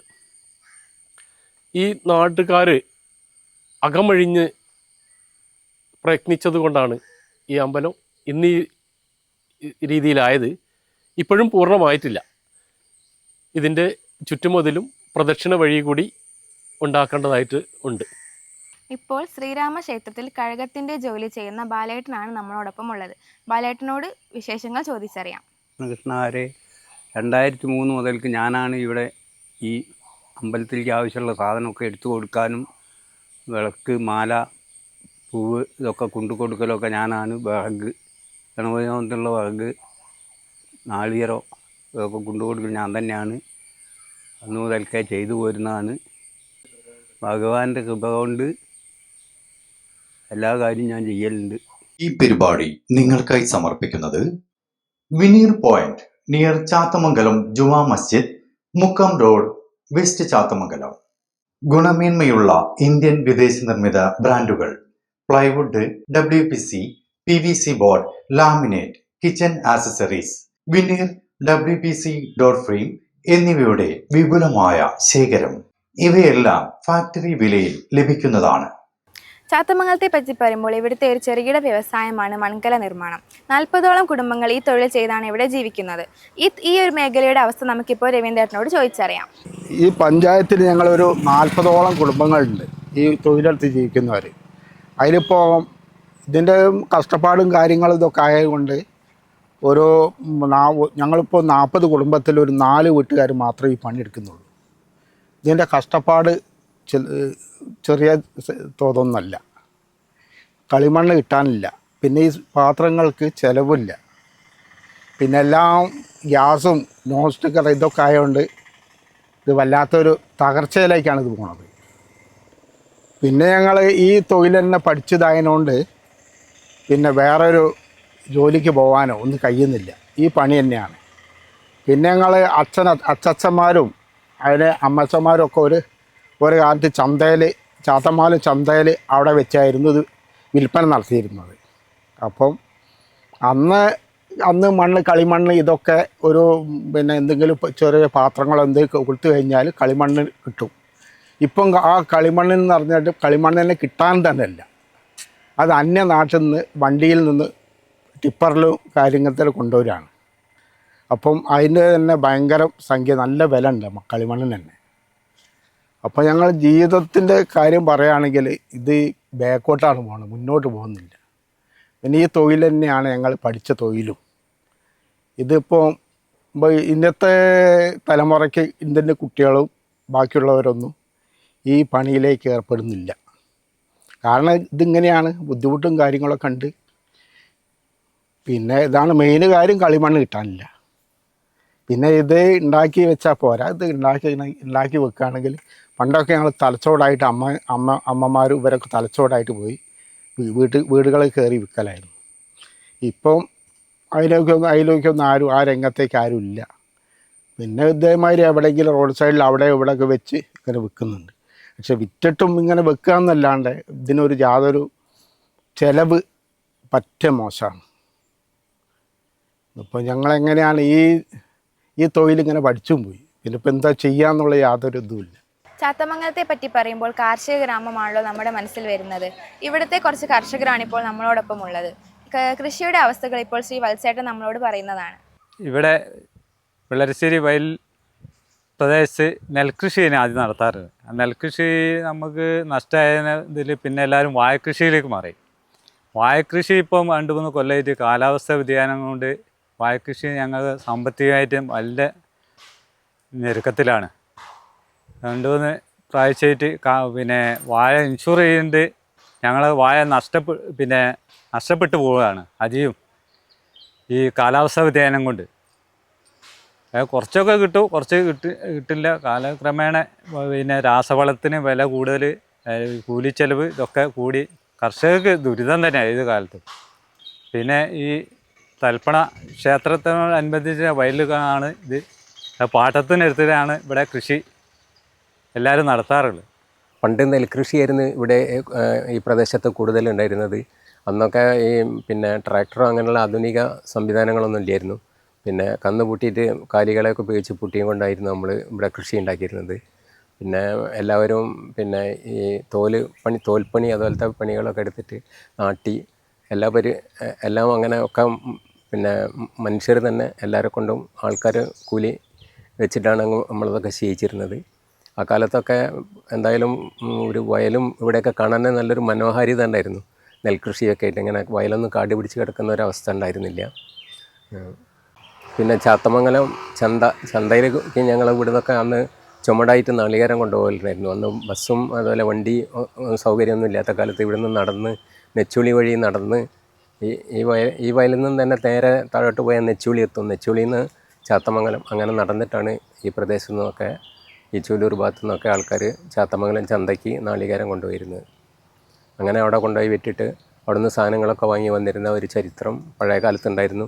ഇന്നത്തെ ആൾക്കാർക്ക് അതൊന്നും പറഞ്ഞാൽ പോലും മനസ്സിലാവലുണ്ടാവില്ല എന്നാണ് പറയുന്നത്. ആ ചന്തയൊക്കെ ഇപ്പോൾ അപ്രത്യക്ഷമായിട്ട് ഉണ്ട് ചാത്തമംഗലത്ത് നിന്ന്. ഒരു നാട്ടിലെ ജനങ്ങൾക്ക് വേണ്ടിയും ആ നാട്ടിലെ കർഷത അനുഭവിക്കുന്ന ജനവിഭാഗങ്ങൾക്ക് വേണ്ടിയും അതിലുപരി വയോജനങ്ങളുടെ പ്രാധാന്യം നൽകിയും ഒരു പ്രദേശത്തെ, അതായത് നമ്മുടെ ചാത്തമംഗലത്തെ തന്നെ പ്രദേശത്തെ നിവാസികൾ ചേർന്ന് രൂപീകരിച്ച ഒരു സൊസൈറ്റിയാണ് EMS ചാരിറ്റബിൾ സൊസൈറ്റി. ഏകദേശം 3 വർഷത്തോളമായി ഈ സംഘടന ഈ നാടിൻ്റെ അവശത അനുഭവിക്കുന്നവരുടെ കണ്ണീരൊപ്പിയും ഈ നാടിൻ്റെ ഹൃദയസ്പന്ദനമായും നിലകൊള്ളുന്നു. ഇന്ന് ഈ സംഘടന മുന്നോട്ടുള്ള പ്രയാണം ഈ നാട്ടിലെ സന്മനസ്സുകളുടെയും അതിലുപരി വിവാഹത്തിന് വരുന്ന വധുവരന്മാർ തന്നെ അവരുടെ സാമ്പത്തിക സഹായം ഈ സംഘടനയിലേക്ക് നൽകുന്നതായി നമ്മൾ കണ്ടിട്ടുണ്ട്. അപ്പോൾ ഈ നാടിൻ്റെ ഓരോ കോണിലും EMS ചാരിറ്റബിൾ സൊസൈറ്റിയുടെ പ്രവർത്തകരും അതിൻ്റെ പ്രവർത്തനവും എത്തുന്നു എന്ന് വേണം പറയാൻ. അതിലുപരി ജനങ്ങളെല്ലാം തന്നെ നെഞ്ചിലെത്തിയൊരു പ്രസ്ഥാനമാണ് EMS ചാരിറ്റബിൾ സൊസൈറ്റി. നമ്മുടെ കൂടെ ഇവിടെ സന്നിഹിതരായിരിക്കുന്നത് കരസേനയിൽ നിന്നും വിരമിച്ച മേജർ ഭാസ്കരൻ എന്നവരാണ്. അദ്ദേഹം ഈ സംഘടനയുടെ ഈ ഒരു മഹാപ്രസ്ഥാനത്തിൻ്റെ ട്രഷററാണ്. ഈ സംഘടനയെ പറ്റിയും അതിൻ്റെ സവിശേഷതകളെ പറ്റിയും നമ്മളോട് വിവരിക്കുന്നതാണ്. നമസ്കാരം. നമസ്കാരം പ്രിയമുള്ളവരെ, എൻ്റെ പേര് ഭാസ്കരൻ. ഹരി പറഞ്ഞതുപോലെ കരസേനയിൽ നിന്ന് വിരമിച്ച ഒരാളാണ്. കഴിഞ്ഞ കുറച്ച് കാലങ്ങളായിട്ട് നമ്മുടെ EMS ചാരിറ്റബിൾ സൊസൈറ്റി കൂഴക്കോടിൻ്റെ ഒരു പ്രവർത്തകനാണ്. അപ്പോൾ EMS ചാരിറ്റബിൾ സൊസൈറ്റി കൂഴക്കോട് എന്ന് പറയുന്നത് കോഴിക്കോട് ജില്ലയിലെ സുരക്ഷ പെയിൻ ആൻഡ് പാലിയേറ്റീവ് കെയർ സൊസൈറ്റിയിൽ അഫിലിയേറ്റ് ചെയ്തിട്ടുള്ള ചാത്തമംഗലം പഞ്ചായത്തിൽ 17-ാം വാർഡിൽ ആസ്ഥാനമായിട്ട് പ്രവർത്തിക്കുന്ന ഒരു പെയിൻ ആൻഡ് പാലിയേറ്റീവ് സംഘടനയാണ്. അപ്പോൾ ഇതിൻ്റെ മെയിൻ ലക്ഷ്യം എന്താണെന്ന് വെച്ചാൽ നമ്മുടെ നാട്ടിൽ എന്ന് പറയുമ്പോൾ ഇത് 17-ാം വാർഡിലാണെന്ന് ഞാൻ പറഞ്ഞെങ്കിലും ചാത്തമംഗലം പഞ്ചായത്തിലെ 17-ാം വാർഡിൽ മാത്രം ഒതുങ്ങി നിൽക്കുന്നതല്ല ഇതിൻ്റെ സഹായ ഹസ്തങ്ങൾ. അത് 17-ാം വാർഡിന് പുറത്തും ചാത്തമംഗലം പഞ്ചായത്തിന് പുറത്തു പോലും അവശത അനുഭവിക്കുന്ന ഹരി പറഞ്ഞതുപോലെ സഹായം ആവശ്യമുള്ള, അതായത് മറ്റ് പരാധീനതകളുള്ള ആളുകളെ സഹായിക്കാൻ വേണ്ടിയുള്ളതാണ്. അപ്പോൾ പരാധീനത എന്ന് പറയുമ്പോൾ അല്ലെങ്കിൽ ആളുകളെ എന്ന് പറയുമ്പോൾ അതിൽ മെയിൻ ഞങ്ങൾ ഫോക്കസ് ചെയ്യുന്നത് അസുഖം വന്നിട്ടുള്ള, അതിൽ കൂടുതൽ ബെഡ് റിട്ടൺ അല്ലെങ്കിൽ നമ്മൾ ശയ്യാവലംബിയായ എന്നൊക്കെ പറയുന്നില്ലേ, അപ്പോൾ അതുപോലുള്ള ആളുകൾ പിന്നെ വേറൊന്ന് സീനിയർ സിറ്റിസൺസ്, അല്ലെങ്കിൽ ഒന്നും കൂടി എസ്പെഷ്യലി നമുക്ക് പറയുകയാണെങ്കിൽ സൂപ്പർ സീനിയേഴ്സ്. അപ്പോൾ സമൂഹത്തിൽ നമുക്കറിയാം, ഒന്നുകിൽ സ്വന്തമായിട്ട് കാര്യങ്ങൾ ചെയ്യാൻ പറ്റാത്ത ആളുകൾ ആരാണോ, മറ്റുള്ളവരുടെ പരസഹായം വേണ്ടതാരാണോ, അങ്ങനെയുള്ള ആളുകളെ സഹായിക്കാൻ വേണ്ടി. ഇനി ആ സഹായം എന്തൊക്കെയാണെന്നല്ലേ, ആ സഹായം ഒന്ന്, ഇപ്പം നമുക്കറിയാം അസുഖമുള്ള ആളാണെങ്കിൽ, ശയ്യാവലംബിയാണെങ്കിൽ അവർക്ക് മെഡിക്കൽ കെയർ വേണ്ടി വരും, അവർക്ക് പുറത്തു പോകാൻ പറ്റില്ല. അപ്പോൾ പുറത്തു പോകാൻ പറ്റാത്ത ആളുകൾക്ക് നമ്മൾ മരുന്ന് കൊടുക്കാൻ പറ്റിയിട്ടില്ലെങ്കിലും അവരുടെ അടുത്ത് ചെന്നിട്ട് ഒരല്പം സംസാരിക്കാൻ പറ്റുകയാണെങ്കിൽ, കുറച്ച് അവരുടെ വിലപ്പെട്ട സമയം ഷെയർ ചെയ്തിട്ട് നമുക്ക് അവരോട് എന്തെങ്കിലും പറയാൻ പറ്റുകയാണ്. അതാണ് സാന്ത്വന ചികിത്സ പറയുന്നത്. അപ്പോൾ ഈ സാന്ത്വന ചികിത്സാ രംഗത്തേക്ക് ഒക്കെ ഉള്ള ഒരു ചുവടുവെപ്പായിട്ടാണ് EMS ചാരിറ്റബിൾ സൊസൈറ്റി കൂഴക്കോട് ഇങ്ങനൊരു പ്രവർത്തനം ആരംഭിച്ചത്. അപ്പോൾ ഈ പ്രവർത്തനത്തിന് നടത്തുന്ന ആരാന്ന് വെച്ചാൽ നാട്ടിലുള്ള, അതായത് ഇത്തരം കാര്യങ്ങളിൽ താല്പര്യമുള്ള പാവപ്പെട്ട ജനങ്ങളുടെ, പ്രത്യേകിച്ച് സാമ്പത്തികമായിട്ട് മുന്നോട്ടുള്ളവർ അവർ സ്വയം കണ്ടെത്തിക്കോളും. അല്ലാത്തവരുടെ ആവശ്യങ്ങൾക്ക് അവിടെ പോയി കണ്ടിട്ട് അവരെ സഹായിക്കുക എന്നുള്ളതാണ് ഇതിൽ മെയിനായിട്ട് ഞങ്ങൾ ചെയ്യുന്ന 4-5 കാര്യങ്ങളാണുള്ളത്. ഒന്ന്, മെഡിക്കൽ ക്യാമ്പ് സംഘടിപ്പിക്കുക. പുറത്തേക്ക് വരാൻ കഴിയാത്ത ആളുകൾക്ക് അവരുടെ വീട്ടിൽ പോയിട്ട് പ്രതിമാസ ഹോം കെയർ വിസിറ്റ് നടത്തുക. അതായത് ഹെൽത്ത് കെയർ വിസിറ്റ്, അവരുടെ വീട്ടിൽ ഡോർ സ്റ്റെപ്പ് വിസിറ്റ് എന്ന് പറയാം, ഡോർ സ്റ്റെപ്പ് ഹെൽത്ത് കെയർ എന്ന് പറയാം, അത് കൊടുക്കുക. പിന്നെ വയോജനങ്ങളെ വർഷത്തിലൊരിക്കൽ വിനോദയാത്രയ്ക്ക് കൊണ്ടുപോവുക. നമുക്കറിയാം അവർക്കൊന്നും വീട്ടിൽ കുട്ടികളും മക്കളും സമ്പത്തും ഒക്കെ ഉണ്ടെങ്കിൽ പോലും ചിലപ്പം പുറത്തു പോകാൻ പറ്റാത്ത അവസ്ഥ ഉണ്ടാവും. അപ്പോൾ അവരെ പുറത്തേക്ക് കൊണ്ടുപോവുക. അതിന് ഞങ്ങളുടെ ആളുകൾ കുറച്ച് സന്നദ്ധരായിട്ടുള്ള വോളണ്ടിയേഴ്സ് കൂടെ പോവും. അതുകൂടാതെ വയോജനങ്ങൾക്ക് വേണ്ടിയിട്ട് ഇടയ്ക്കിടയ്ക്ക് സംഗമങ്ങൾ, ഗെറ്റ് ടുഗദർ, ഇപ്പോൾ ടൂറൊക്കെ പോകുന്നുണ്ട്, അതിന് ടൂറിന് ഞങ്ങൾ കൊണ്ടുപോകുന്നുണ്ട്, വിനോദയാത്ര കൊണ്ടുപോകുന്ന പോലെ തന്നെ അതിന് പോകാൻ പറ്റാത്ത സമയത്ത് പലപ്പോഴായിട്ട് ബോധവൽക്കരണ ക്ലാസ്സുകളും, അല്ലെങ്കിൽ അവരെ ഓരോ സ്ഥലത്ത് കൂട്ടിയിരുന്നിട്ട് പരസ്പരം അവർ സൗഹൃദം പങ്കിടുക, അങ്ങനെയുള്ള ആളുകളും അവരുടെ കുടുംബാംഗങ്ങളും എല്ലാവരും കൂടി ചേർന്നിട്ട്. അതുകൂടാതെ അതിൽ ഏറ്റവും പ്രധാനപ്പെട്ട കാര്യം എന്താണെന്ന് വെച്ചാൽ, ഇങ്ങനെയുള്ള ആളുകൾക്ക് ഏറ്റവും ആവശ്യം കുറേ ഉപകരണങ്ങൾ, മെഡിക്കൽ എക്യുപ്മെൻറ്റ്സ്. കാരണം അങ്ങനെയുള്ള കുറേ ഉപകരണങ്ങൾ ഞങ്ങളുടെ സ്റ്റോറിൽ ഉണ്ട്. EMS ചാരിറ്റബിൾ സൊസൈറ്റി കൂഴക്കോടിൻ്റെ. അതിനകത്ത് കട്ടിലുണ്ട്, കിടക്കയുണ്ട്, വാക്കിംഗ് സ്റ്റിക്കുണ്ട്, വാക്കറുണ്ട്, നെബുലൈസറുണ്ട്, പിന്നെ സ്ട്രെച്ചർ, പിന്നെ ഇനി മരണപ്പെട്ട ശേഷമുള്ള ആളുകൾക്ക് dead body washing trolley type അങ്ങനെയുള്ള സാധനങ്ങളുണ്ട്. അപ്പോൾ ഒരു 10-75ഓളം ഇങ്ങനെയുള്ള ഉപകരണങ്ങൾ ഞങ്ങൾ ഫ്രീ ആയിട്ട് ഇത്തരം ആവശ്യമുള്ള ആളുകൾക്ക് കൊടുക്കാൻ വേണ്ടി ഇവിടെ വെച്ചിട്ടുണ്ട്. ഇനി ഞാൻ നേരത്തെ പറഞ്ഞ മെഡിക്കൽ ക്യാമ്പാണെങ്കിലും, വയോജന സംഘമാണെങ്കിലും, വയോജന ടൂറാണെങ്കിലും, ഇത്തരം എല്ലാ കാര്യങ്ങളും ഫ്രീ സർവീസാണ്, സൗജന്യമായിട്ട്. അപ്പോൾ സ്വാഭാവികമായിട്ടും ചോദ്യം വരും, ഇതിൻ്റെ ഫണ്ട് എവിടെ നിന്നാണ്? ഇപ്പോൾ ഹരി പറഞ്ഞതുപോലെ ഇതിൻ്റെ ഫണ്ട് എന്ന് പറഞ്ഞാൽ ഇതിനു വേണ്ടി തയ്യാറായിട്ടുള്ള ആളുകൾ സംഭാവന ചെയ്യുന്ന വസ്തുവായിട്ടും ക്യാഷായിട്ടും സംഭാവന ചെയ്യുന്നുണ്ട്. ഉദാഹരണത്തിന് ഇവിടെ പറഞ്ഞ പോലെ ഇപ്പോൾ നാട്ടിൽ തന്നെ ഒരു ജീവനാഡിയായി കഴിഞ്ഞു ഈ പ്രസ്ഥാനം എന്ന് പറയുന്നത്. അപ്പോൾ അതിനുവേണ്ടി നാട്ടിലിപ്പോൾ ഒരു കല്യാണം ഉണ്ടാവുക, അല്ലെങ്കിൽ ഒരു വിശേഷ അവസരം ഉണ്ടാവുക, അല്ലെങ്കിൽ ഒരു ആഘോഷം ഉണ്ടാവുക. അപ്പോൾ ആളുകൾക്കൊക്കെ മനസ്സിലുള്ള ഉദാഹരണമുണ്ട്, ഞാൻ EMS ചാരിറ്റബിൾ സൊസൈറ്റിക്ക് എന്തെങ്കിലും കൊടുക്കണം, എന്നാലേ അത് നാട്ടിലുള്ള ആവശ്യമുള്ളവരുടെ അടുത്ത് എത്തുള്ളൂ എന്ന് പറഞ്ഞിട്ട് അവർ സ്വയം മുന്നോട്ട് വന്നിട്ട് ഞങ്ങൾ പറയാതെ തന്നെ തരുന്നവരുണ്ട്. അതിനിടയ്ക്ക് ഞങ്ങൾ ഇപ്പോൾ ഓണം, വിഷു, റംസാനൊക്കെ, അതായത് ഈ ആവശ്യമുള്ള ആളുകൾക്ക് ഭക്ഷണ കിറ്റ് കൊടുക്കുന്നുണ്ട്, അതും ഫ്രീ ആയിട്ടാണ് കൊടുക്കുന്നത്. അപ്പോൾ ഇനി ഇതിന് ഫണ്ടിൻ്റെ കാര്യം ഞാൻ പറഞ്ഞു. ഇനി ഇതിനു വേണ്ടി പ്രവർത്തിക്കുന്ന ആളുകൾ എന്ന് പറയണ്ടേ, ഇതിനു വേണ്ടി ഒഴിഞ്ഞു വെച്ച പോലെ നിൽക്കുന്ന കുറച്ച് പേരുണ്ട്. അതിലും മെഡിക്കൽ കെയർ ആവുന്ന സമയത്ത് അതിൽ പരിചയമുള്ള കുറച്ച് ആളുകൾ വേണം. അപ്പോൾ ഞങ്ങളുടെ പ്രസിഡൻ്റായിട്ട് പ്രവർത്തിക്കുന്നത് 35 വർഷത്തിലേറെ ഹെൽത്ത് കെയറിൽ പ്രവർത്തിച്ചാൽ ആരോഗ്യരംഗത്ത് പ്രവർത്തിച്ച് ഹെൽത്ത് സൂപ്പർവൈസറായിട്ട് റിട്ടയർ ചെയ്തിട്ടുള്ള ശ്രീ OK ജനാർദ്ദനാണ്. അപ്പോൾ അദ്ദേഹത്തിൻ്റെ അറിവ് ഇതിന് കൂടുതൽ പ്രയോജനപ്പെടുത്തിക്കൊണ്ടാണ് മുന്നോട്ട് പോകുന്നത്. വേറൊന്നതിൻ്റെ സെക്രട്ടറി ആയിട്ട് പ്രവർത്തിക്കുന്ന CP സന്തോഷ്, കോഴിക്കോട് വെള്ളനൂർ പ്രദേശത്ത് എല്ലാവർക്കും അറിയാവുന്ന, അതായത് സാമൂഹ്യ സേവന രംഗത്ത് നിറസാന്നിധ്യമായിട്ടുള്ള CP സന്തോഷിനെ പറ്റി എല്ലാവർക്കും അറിയുന്നതാണ്. അദ്ദേഹമാണ് ഇവിടെ എന്താവശ്യം, ഒരു ഉപകരണത്തിന് ആവശ്യമുണ്ടെങ്കിൽ വാക്കിംഗ് സ്റ്റിക്ക് അല്ലെങ്കിൽ എയർ ബെഡ് അല്ലെങ്കിൽ അങ്ങനെ എന്ത് കാര്യമുണ്ടെങ്കിലും സന്തോഷിനൊരു ഫോൺ കോൾ, ഇതിൻ്റെ സെക്രട്ടറിക്ക് ഒരു ഫോൺ കോളാണ് ഇതിൻ്റെ ഇതിൻ്റെ ഗുണഭോക്താവിന് ചെയ്യാനുള്ളത്. ബാക്കി എല്ലാ കാര്യങ്ങളും ഒരു സെറ്റ് പ്രൊസീജിയറാണ് അതിനകത്ത് നടന്നുകൊണ്ടിരിക്കുന്നുണ്ട്. അപ്പോൾ ഇനി ഇത് വർക്ക് ചെയ്യുന്ന ഇപ്പം ഞങ്ങൾ പ്രവർത്തിക്കുന്ന സ്ഥാപനം എന്ന് പറയുന്നത് നാട്ടിൽ ഇവിടെ കോഴിക്കോട് പ്രദേശത്ത് കഴിഞ്ഞ 50 വർഷമായിട്ട് പ്രവർത്തിച്ചു വരുന്ന ഒരു സാമൂഹ്യ സാംസ്കാരിക സംഘടനയുണ്ട്, കർഷക തിയേറ്റേഴ്സ്. ആ കർഷക തിയേറ്റേഴ്സിൻ്റെ 2 നില കെട്ടിടമുണ്ട്. ഞാൻ ഈ സംസാരിക്കുന്നതിന് തൊട്ടടുത്ത് തന്നെ. അതിൻ്റെ താഴെ നിലയത്തിൽ ഒരു റൂം കർഷക സൗജന്യമായിട്ട് ഞങ്ങൾക്ക് വേണ്ടി തന്നിരിക്കുകയാണ്. അതിലാണ് ഇത് പ്രവർത്തിക്കുന്നത്. അപ്പോൾ ഇത് നാട്ടിലുള്ള ഇന്ന് കോഴിക്കോട് വെള്ളനൂർ പ്രദേശത്തുള്ള ഒരു 2-3 പ്രധാന സാംസ്കാരിക സംഘടനകളിൽ ഒരു സാന്ത്വന ചികിത്സാ രംഗത്ത്, പാലിയേറ്റീവ് രംഗത്ത്, ചാരിറ്റബിൾ രംഗത്ത് എല്ലാം പ്രവർത്തിക്കുന്ന ഒരു പ്രധാന സംഘടനയായിട്ട് ഇത് വളർന്നു വന്നു കഴിഞ്ഞിട്ടുണ്ട്. ഇനി ജനങ്ങളുടെ സഹായമാണ്. ഞങ്ങൾക്ക് സ്വന്തമായിട്ടൊരു ഓഫീസില്ല, അല്ല ഒരു സ്റ്റോറില്ല. ഇപ്പോൾ വെക്കുന്ന കട്ടിലോ അല്ലെ അങ്ങനെയുള്ള സാധനങ്ങളൊക്കെ കുറച്ച് അല്പം വോളിയമുള്ള സാധനമാണ്. അപ്പോൾ അത് വെക്കാൻ വേണ്ടിയിട്ടുള്ള ഒരു ഓഫീസ് ഉണ്ടാക്കാനുള്ള ശ്രമത്തിലാണ് ഞങ്ങൾ. നാട്ടിലുള്ള ആളുകൾ ഉപകരണങ്ങളായിട്ടും ക്യാഷായിട്ടും പിന്നെ ഭക്ഷണ കിറ്റായിട്ടും പിന്നെ അവരെങ്കിൽ ടൂർ പോകുന്ന സമയത്ത് ഉള്ള ഓരോ സ്പോൺസർഷിപ്പൊക്കെ ആയിട്ട് ഞങ്ങളെ സഹായിക്കുന്നവർക്ക് എല്ലാവർക്കും ഈ സന്ദർഭത്തിൽ നന്ദി പറയുകയാണ്. ഇത് മിസ്റ്റർ പ്രകാശൻ, ഞങ്ങളുടെ ഒരു എക്സിക്യൂട്ടീവ് മെമ്പറാണ്. അദ്ദേഹം, ഞാൻ കരസേന എന്ന് പറഞ്ഞ പോലെ പുള്ളി പോലീസിൽ നിന്ന് റിട്ടയർ ചെയ്ത ആളാണ്. അതിനുശേഷം അദ്ദേഹവും കുടുംബവും അദ്ദേഹത്തിൻ്റെ വൈഫ് ഇതിൽ ഒരു മെമ്പറാണ്, അനിത പ്രകാശ്. അപ്പോൾ അവർ 2 പേരും കുടുംബാംഗങ്ങൾ 2 പേരും ഇതിൽ പ്രവർത്തിക്കുന്ന ആളുകളാണ്. പിന്നെ ഇത് കൂടാതെ ഈ എക്സിക്യൂട്ടീവ് കമ്മിറ്റി കൂടാതെ ഇതിനൊരു രക്ഷാധികാര കമ്മിറ്റിയുണ്ട്, ഞങ്ങളെ മാർഗ്ഗനിർദ്ദേശം നൽകാനും ഈ ഫീൽഡിൽ പല രംഗത്തും പ്രവർത്തിക്കുന്നവർ.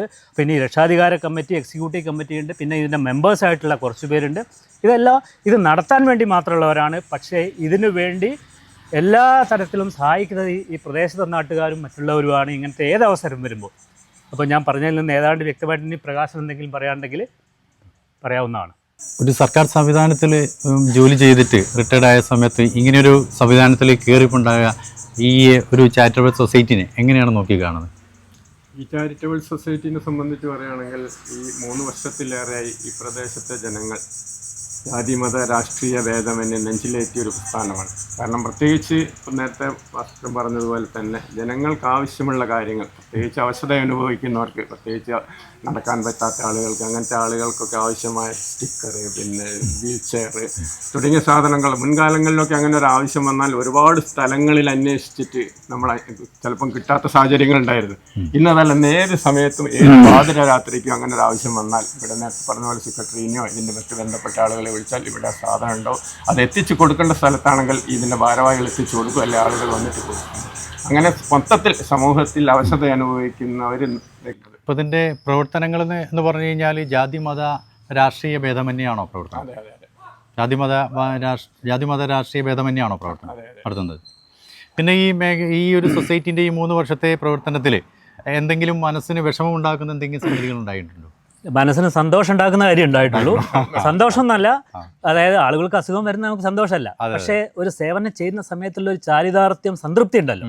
അപ്പോൾ സംതൃപ്തി ഉണ്ടാക്കുന്ന കാര്യങ്ങൾ ഉണ്ടായിട്ടുള്ളൂ. പിന്നെ ഇപ്പം അതിൽ പിന്നെ ഇങ്ങനെ നിങ്ങളിപ്പോൾ പറഞ്ഞു 3 വർഷത്തെ ഈ ഒരു 3 വർഷം എന്ന് പറഞ്ഞാൽ 30 വർഷത്തെ എക്സ്പീരിയൻസ് പോലെയാണ് ഇപ്പം നിങ്ങൾ പറയുന്നത് കേൾക്കുമ്പോൾ.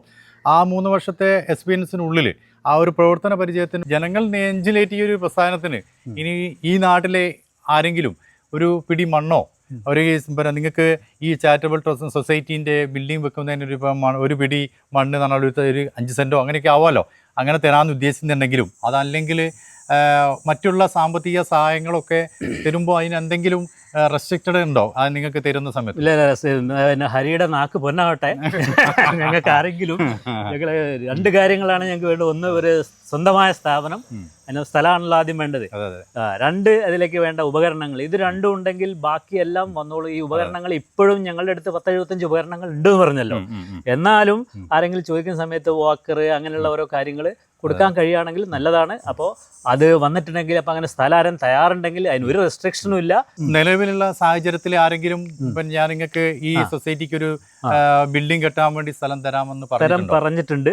അതും ഞങ്ങളുടെ കമ്മിറ്റിയിലുള്ള ഒരാളാണ്. അയാളുടെ പേര് അങ്ങനെ പറഞ്ഞ ആളായതുകൊണ്ട് പ്രത്യേകിച്ച് ഒന്ന് എടുത്തു പറയണം. രാജൻ എന്നാണ് അയാളുടെ പേര്, കാമറൂണിൽ രാജൻ. അത് അങ്ങനെ നല്ലൊരു കാര്യം പറഞ്ഞുകൊണ്ടാണ് ഞാൻ പേര് പ്രത്യേകിച്ച് എടുത്തു പറയുന്നത്. പക്ഷേ അത് ഞങ്ങൾക്ക് കുറച്ചും കൂടി, അതായത് എന്താ പറയുക, ഈ ഒരു സെൻറ്ററിൽ റോഡ് ഉള്ള ഒരു സ്ഥലത്ത് ഇപ്പോൾ കട്ടിലൊക്കെ കൊണ്ടുപോകാന്ന് പറഞ്ഞാൽ കുറച്ച് ബുദ്ധിമുട്ടുണ്ട്. ഡെഡ് ബോഡി വാഷിംഗ് ട്രോളി ഉണ്ട് ഞങ്ങളടുത്ത്. അതൊക്കെ കൊണ്ടുപോകണമെങ്കിൽ കുറച്ചൊരു നേരോ ആയിട്ടുള്ള സ്ഥലത്തൂടി പോകാൻ പറ്റില്ല. ഇതിപ്പോൾ തന്നെ ഈ ഒരു ഇത്രയും വലിയൊരു പ്രസ്ഥാനത്തിന് ആംബുലൻസ് സംവിധാനങ്ങൾ അങ്ങനെ കേൾക്കുന്നുണ്ട്. ഞങ്ങളെ ചാത്തമംഗലത്ത് തന്നെ ആംബുലൻസ് ഉള്ള ചാത്തമംഗലം പാലിയേറ്റീവ് ഉണ്ട്. അപ്പോൾ ഇത് ഞാൻ പറഞ്ഞില്ലേ, ഈ സമീപ പ്രദേശത്തുള്ളവർക്ക് മാത്രമല്ല, അതിൻ്റെ എല്ലാ ഏരിയയിലും വൈഡ് നെറ്റ്വർക്ക് പോലെ എന്ന് തന്നെ പറയാം. EMS ചാരിറ്റബിൾ സൊസൈറ്റി എന്ന് പറയുന്നത് കോഴിക്കോട് മാത്രമല്ല, കോഴിക്കോടും അതിൻ്റെ ഒരു ശാഖ പോലെ വേണമെങ്കിൽ പറയാം. അപ്പോൾ ചാത്തമംഗലത്ത് ആംബുലൻസ് ഉണ്ട്. ഞങ്ങൾ പ്രതിമാസ ഹോം കെയർ വിസിറ്റിന് പോകുമ്പോൾ ചാത്തമംഗലത്തുള്ള ആംബുലൻസും അതിൻ്റെ ഡ്രൈവറുമാണ് ഞങ്ങൾക്ക് വരാറ്. അപ്പോൾ ആംബുലൻസ് ഇവിടെ ഉള്ളതുപോലെ തന്നെയാണ്, ഒരു ഒറ്റ ഫോൺ കോളിൽ വരാവുന്നതേ ഉള്ളൂ. ഈ പരിപാടി നിങ്ങൾക്കായി സമർപ്പിക്കുന്നത് A-Star garden hose and polymers, Kunnamangalam, Kozhikode. Sacred Heart National School, Joy Nagar, Chathamangalam.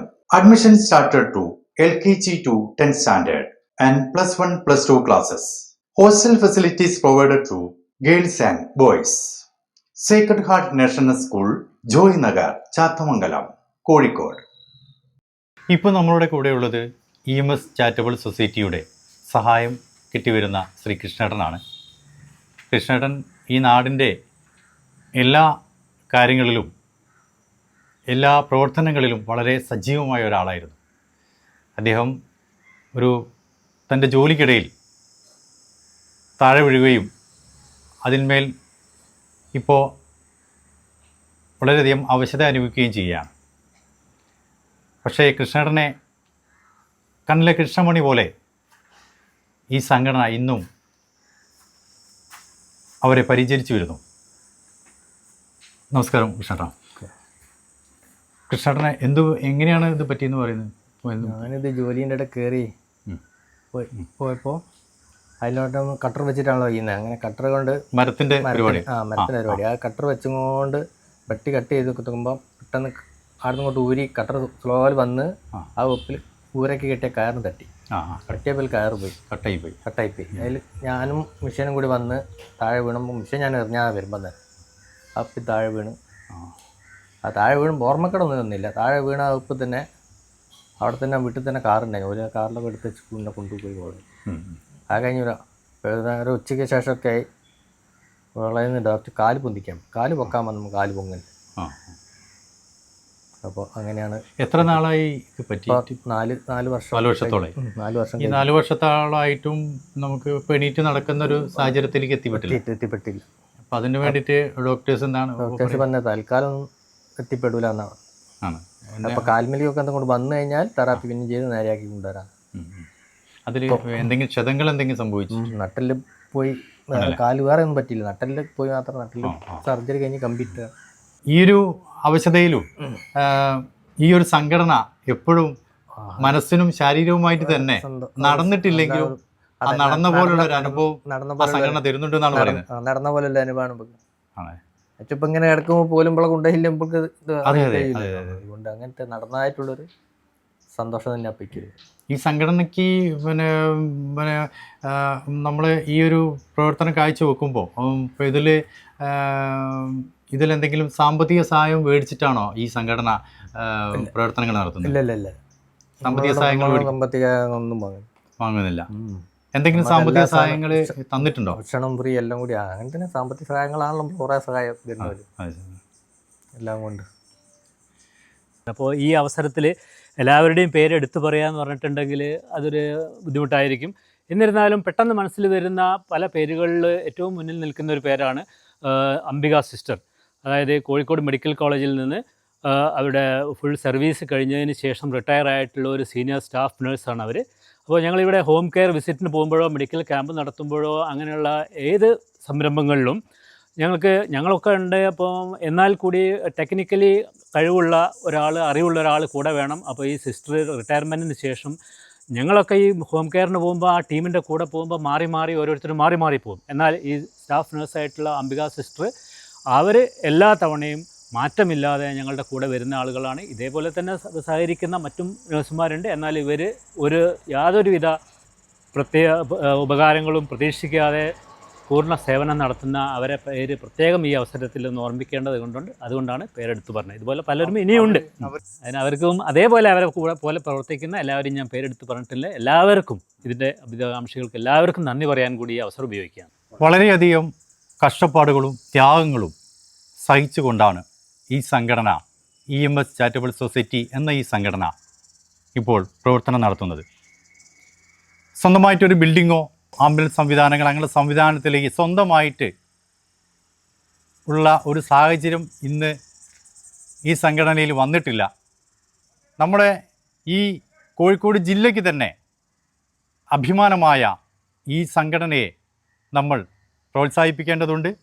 അവരുടെ പ്രവർത്തനങ്ങളും അതുപോലെ തന്നെ അവരുടെ പ്രവർത്തന പരിചയവും ഈ നാടിന് മുതൽക്കൂട്ടാണ്. ഒരു ഡിഫൻസ് സംവിധാനത്തിലെ തന്നെ ഉന്നതന്മാരായ പോസ്റ്റിലിരുന്ന ആളുകൾ തന്നെ ഇതിന് നേതൃത്വം വഹിക്കുമ്പോൾ ഇതിൻ്റെ ഒരു സത്യസന്ധതയും ഇതിൻ്റെ പ്രായോഗികതയും അതിൻ്റെ ആവശ്യകതയും നമുക്ക് മനസ്സിലാക്കാൻ പറ്റുന്നതാണ്. ഇത് നമുക്ക് ഈ നാടിന് തന്നെ ചാത്തമംഗലം പഞ്ചായത്തിനും അതിലുപരി കോഴിക്കോട് ജില്ലയ്ക്ക് തന്നെ ഒരു മാതൃകയാണ്.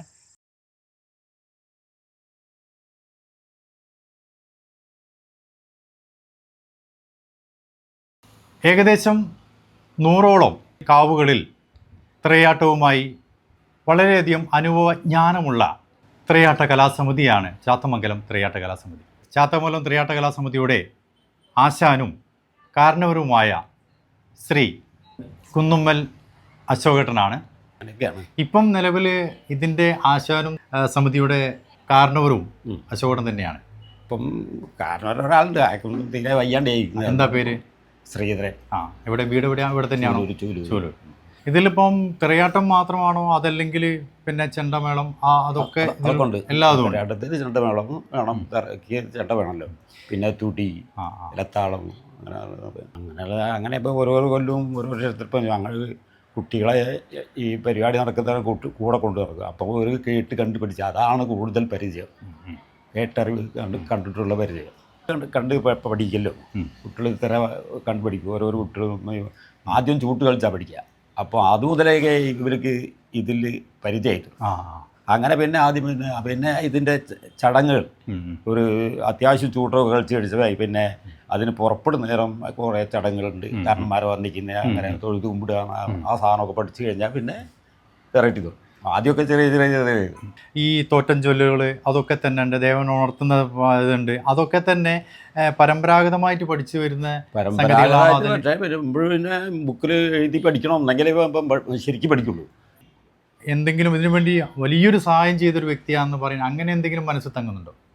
ആരെങ്കിലും അന്നൊക്കെ എന്ന് പറഞ്ഞാൽ അന്നൊക്കെ ഓരോരോ തറവാട്ടിനും അന്നത്തെ കാരണന്മാർക്കൊക്കെ എല്ലാ ചടങ്ങുകളും അറിയുന്നവരാ. ഇന്ന് അതില്ല. ഇന്നിപ്പോൾ ഈ സെറ്റിൽ തന്നെ രണ്ടു മൂന്ന് ആൾക്കൊക്കെ ശരിക്കും അറിയുള്ളൂ, ബാക്കിയുള്ളവർക്കൊന്നും അറിയില്ല. ബാക്കിയൊക്കെ തിറ കെട്ടി കളിക്കുമ്പോൾ അല്ലാണ്ട് ബാക്കി കാര്യം ഒരു വെള്ളാട്ട് കഴിഞ്ഞാൽ ഇന്നതാ ചെയ്യേണ്ടത്, അല്ലെ ഒരു തിറ കഴിഞ്ഞാൽ ഇപ്പം തിറ കെട്ടി കളിച്ച് പോന്നാൽ പോരാ. ഇവിടെ ക്ഷേത്രങ്ങളിലൊക്കെ അങ്ങനെ പുരാതനമുള്ള ക്ഷേത്രങ്ങളൊക്കെ ചടങ്ങുകൾ പലതുണ്ട്. വെള്ളരിയേരി അങ്ങനെ പറഞ്ഞിട്ട് അരിയേറ് അങ്ങനെ പറഞ്ഞിട്ട് പല സാധനങ്ങളുണ്ട്. അതൊക്കെ ഇപ്പം കുട്ടികൾ പഠിക്കുന്ന കുറവാണ്.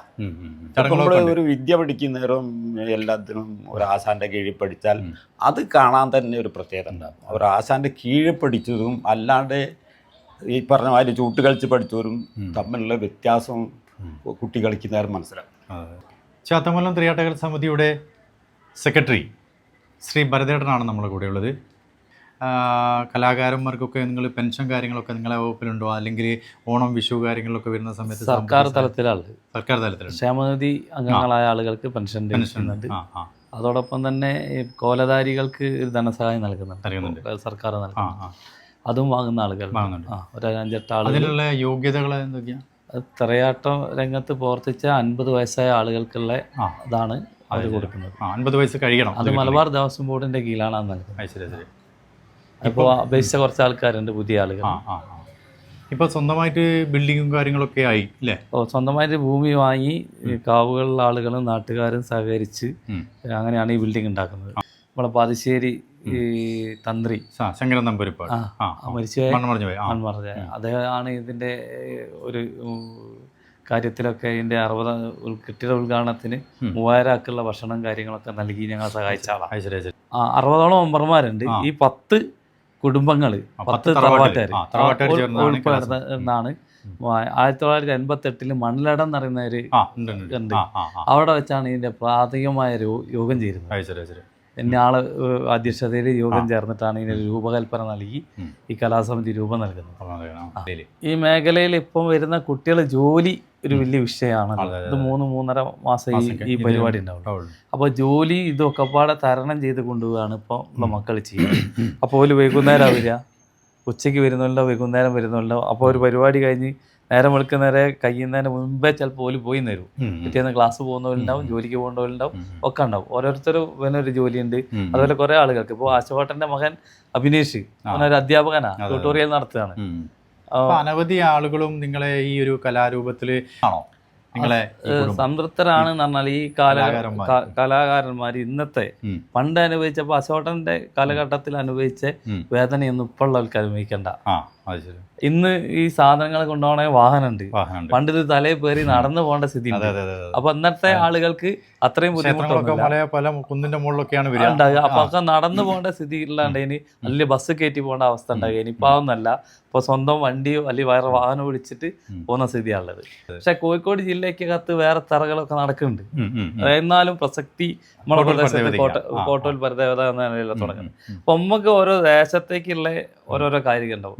ഇപ്പോൾ കുന്നുമല അശോകേട്ടന് ഒരു ദേശം ഉണ്ടാവും, അനീഷിനൊരു ദേശം ഉണ്ടാവും, എനിക്കൊരു ദേശം ഉണ്ടാവും. ദേശാവകാശികളായിട്ട് ഞങ്ങളേക്ക് ഉണ്ടാക്കുക. കുന്നുമല അശോകേട്ടൻ ദേശാവകാശമായിട്ട് നിൽക്കുന്ന വേറെ സ്ഥലം ഉണ്ടാവും. അതുപോലെ അനീഷ് നിൽക്കുന്ന കാര്യക്കാർ നിൽക്കുന്ന സ്ഥലം വേറെ ഉണ്ട്. അപ്പൊ അങ്ങനെ വരുമ്പോൾ ഓരോരുത്തർക്കും ഓരോരോ അമ്പലത്തായിട്ട് ബന്ധപ്പെട്ടിട്ട് പറയാനുണ്ടാവും. ഇപ്പം ഇവർക്ക് പറയാനുണ്ടാവും മണ്ണലടത്തിലാണ് ഇവർക്ക് പ്രധാനമായിട്ടും പറയാനുണ്ടാകുക. ഞങ്ങൾക്ക് പറയാം ചെമ്പക്കുട്ടാവ, അതായത് കോട്ടാമ്പറമ്പുള്ള ചെമ്പക്കുട്ടാവാണ് ഞങ്ങൾ അവിടുത്തെ അവകാശികളായ നിലയിൽ. അശോകേട്ടന് കുന്നുമ്പലും ഉള്ള ആളുകൾക്ക് കോട്ടോലും അതേപോലെ ചാലി അതൊക്കെയാണ് പ്രാധാന്യമായിട്ട് പറയാനുണ്ടാകുക. പിന്നെ തെക്കമ്പലത്തെ ഒരു അമ്പലമുണ്ട്, അവിടെ തറ നടക്കാറില്ല. ആരോഗ്യ ഇൻഷുറൻസ് പരിരക്ഷ ഈ തൊഴിലിൽ കിട്ടണം. എന്താ വെച്ചാൽ അപകടം നേരത്തെ പറഞ്ഞ പോലെ സർക്കാർ സർക്കാരിന്റെ ഭാഗത്തുനിന്ന് തരേണ്ട ആനുകൂല്യമാണ്. ഞങ്ങൾ മെമ്മോറാണ്ടൊക്കെ നൽകിയിട്ടുണ്ട്. അപ്പൊ അത് അനുകൂല നിലപാടുണ്ടോ? അതിന് അനുകൂല നിലപാട് അന്ന് മറ്റേ കുന്നകാലത്ത് മറ്റേ ഇതൊക്കെ വെച്ചപ്പോ മുഖ്യമന്ത്രിന്റെ ഒരു പരിപാടിയൊക്കെ വെച്ചിട്ടുണ്ട്. അപ്പൊ അതിലൊക്കെ ഞങ്ങൾ കൊടുത്തിട്ടുണ്ട്. അപ്പോൾ അതിലൊക്കെ കൂടുതൽ ഇനി ഒന്നുകൂടി ഞങ്ങളിത് ഇപ്പോൾ ഒരു ഏകോപന സമിതി എന്ന നിലയിൽ, ജില്ലാ ഏകോപന സമിതി എന്ന നിലയിൽ ഒരു 10ഓളം ടീം ഒത്തുചേർന്ന് കണ്ട് കോഴിക്കോട് ജില്ലയ്ക്കകത്ത് 10 ടീം ഉൾപ്പെടുന്ന ഒരു ഏകോപന സമിതിക്ക് രൂപം നൽകിയിട്ടുണ്ട്. ഇതിൽ പിന്നെ ഇപ്പോൾ വളർന്നു വരുന്ന ഈ തലമുറയിൽ നിങ്ങളടക്കമുള്ള ഈ തലമുറേൻ്റെ ഉള്ളിൽ എന്തെങ്കിലും പിന്നെ മാറ്റം വരുത്തണമെന്ന് ഈ പഴയകാല കാരണന്മാരോടോ അല്ലെങ്കിൽ പഴയകാല തലമുതിർന്ന ആളോടോ സെക്രട്ടറിനോടോ ഒക്കെ നിങ്ങൾക്ക് പറയാനുണ്ടോ? കാലഘട്ടം മാറിയുണ്ട്. അപ്പോൾ ആദ്യം ചമയങ്ങൾക്ക് ത്രയാട്ടത്തിൽ ചമയത്തിന്റെ ഭംഗിക്ക് കുറച്ച് കുറവുണ്ടാവും. തെയ്യത്തിനാണല്ലോ കൂടുതൽ ഭംഗി ഉണ്ടാവും. അപ്പോൾ ഞങ്ങൾ ഇപ്പം എല്ലാ ആളുകളും മറ്റുള്ള ത്രയാട്ട ഗ്രൂപ്പുകളൊക്കെ എന്ത് ചെയ്യുന്നുണ്ട്, ചമയ ഭംഗി കൂട്ടിക്കൊണ്ടിരിക്കുക. മറ്റുള്ള തെയ്യത്തിന്റെ ഒരു ഭംഗിയിലേക്ക് ഈ വേഷത്തിനെ കൊണ്ടുവരുന്നുണ്ട്. അപ്പോൾ ഞങ്ങൾ ത്രയാട്ടത്തിൽ ഇപ്പോൾ ത്രയാട്ടം തന്നെ അതിൻ്റെ ഒരു അടിസ്ഥാനത്തിൽ നിൽക്കുന്ന സമയവും ഇത് എന്താ പറയുക, നമ്മളെ ഈ സങ്കല്പങ്ങളൊക്കെ ഒരു ചടങ്ങ് പോലെ കഴിക്കുന്ന സംഭവങ്ങളൊക്കെ കോലങ്ങളൊക്കെ. അപ്പൊ ആ ഒരു ഭംഗി ഇപ്പോൾ ഇനി കൂടുതൽ ഇപ്പോൾ ഈ ആളുകൾ മുഴുവൻ എന്താ പറയുക ചൂട്ട് ഭംഗിയിൽ നിന്ന് അതിന്റെ പുറത്തേക്ക് പോയിട്ട് ഇപ്പോൾ ക്ഷേത്രങ്ങൾ വെളിച്ചങ്ങളാണ്, മൊബൈലുകളും വെളിച്ചങ്ങളും ഫോട്ടോസും കാര്യങ്ങളൊക്കെ ആയിട്ട്. അപ്പൊ ആ രീതിയിലേക്ക് ഇത് മാറിപ്പോകുന്നുണ്ട്. അനുഷ്ഠാനത്തിൽ ആചാരത്തിലേക്ക് മാറ്റം വരുന്നുണ്ടെന്നാണ് പറയുന്നത്. അതിൻ്റെതായ ഒരു ചമയത്തിൽ ഇനി ഒരു മാറ്റം ആവശ്യമുണ്ട്. അപ്പൊ ഞങ്ങൾ ചെയ്തുകൊണ്ടിരിക്കേണ്ട ഒരുപാട് മാറ്റങ്ങൾ വന്നുകൊണ്ടിരിക്കും. ഒരുപാട് കലാകാരന്മാർ, ഒരുപാട് ജ്ഞാനമുള്ള മൺമറഞ്ഞ ആത്മാക്കളും അതുപോലെ തന്നെ ഇന്ന് നിലവിലുള്ള ആശാന്മാരും അതേപോലെ തന്നെ അവരുടെ കുട്ടികളും അടക്കമുള്ള ഒരു പ്രസ്ഥാനത്തിൻ്റെ നെടുന്തൂണായി നമ്മളെ ഈ ചാത്തമംഗലം പഞ്ചായത്തിൽ തന്നെ വളർന്നുകൊണ്ടിരിക്കുകയാണ്. അവർക്ക് എല്ലാവിധ ഭാവങ്ങളും എല്ലാ ഐശ്വര്യങ്ങളും ഉണ്ടാവട്ടെ, ഒരു പുതിയൊരു നല്ലൊരു സ്ഥിതി വിശേഷത്തിലേക്ക് എത്തിച്ചേരട്ടെ എന്നും ആശംസിക്കുന്നു. പ്രദക്ഷിണം ഡോക്യുമെൻ്ററിയിൽ ചാത്തമംഗലത്തിൻ്റെ ചരിത്രവും ഐതിഹ്യവും പരമ്പരാഗത തൊഴിലാളികളും അവരുടെ ഇപ്പോഴത്തെ അവസ്ഥയും കാർഷിക വിഭവങ്ങളും എല്ലാം തന്നെ ഉൾപ്പെടുത്തിയിട്ടുണ്ട്. ഇനി ഏതെങ്കിലും ഭാഗങ്ങൾ വിട്ടുപോയിട്ടുണ്ടെങ്കിൽ ക്ഷമിക്കുക, സഹകരിക്കുക. ഈ പരിപാടി നിങ്ങൾക്കായി സമർപ്പിക്കുന്നത് veneer point near Chathamangalam Juma Masjid, Mukkam road, west Chathamangalam. ഗുണമേന്മയുള്ള ഇന്ത്യൻ വിദേശ നിർമ്മിത ബ്രാൻഡുകൾ, plywood, WPC, PVC board, laminate, kitchen accessories, veneer, WPC door frame എന്നിവയുടെ വിപുലമായ ശേഖരം. ഇവയെല്ലാം ഫാക്ടറി വിലയിൽ ലഭിക്കുന്നതാണ്. യുവതലമുറക്ക് മുമ്പിൽ നമ്മുടെ നാടിനെ പറ്റിയും നാടിൻ്റെ സംസ്കാരത്തെ പറ്റി ഒരു അവബോധം സൃഷ്ടിക്കുകയാണ് നമ്മുടെ ഈ പരിപാടിയുടെ ലക്ഷ്യം. ചാത്തമംഗലം ശ്രീകൃഷ്ണ ക്ഷേത്രത്തിലെ ചരിത്രങ്ങളും ഐതിഹ്യങ്ങളും, കോട്ടോൽ പരദേവതാ ക്ഷേത്രവും രാമപുരം ശ്രീരാമക്ഷേത്രത്തിൻ്റെയും ഡോക്യുമെൻ്ററി ഇതോടൊപ്പം ചെയ്യുന്നുണ്ട്. ഇതെല്ലാവരും കാണുകയും അതോടൊപ്പം തന്നെ എല്ലാ ജനങ്ങളുടെ സഹായ സഹകരണങ്ങളും ഈ ഡോക്യുമെൻ്ററിക്ക് ഉണ്ടാകണം. പ്രത്യേകിച്ചും ഇന്ന് ഈ ആധുനിക കാലഘട്ടത്തിൽ ഇതിന് ഏറെ പ്രസക്തി വർദ്ധിച്ചു വരികയാണ്. യുവതലമുറക്ക് പരിചയപ്പെടാനും പഠിക്കാനും ഇതൊരു വലിയ അവസരമായി മാറുകയും ചെയ്യും. അതുകൊണ്ട് ഇത് വിജയിപ്പിക്കണമെന്നാണ് എനിക്ക് ഈ അവസരത്തിൽ നിങ്ങളോട് പറയാനുള്ളത്.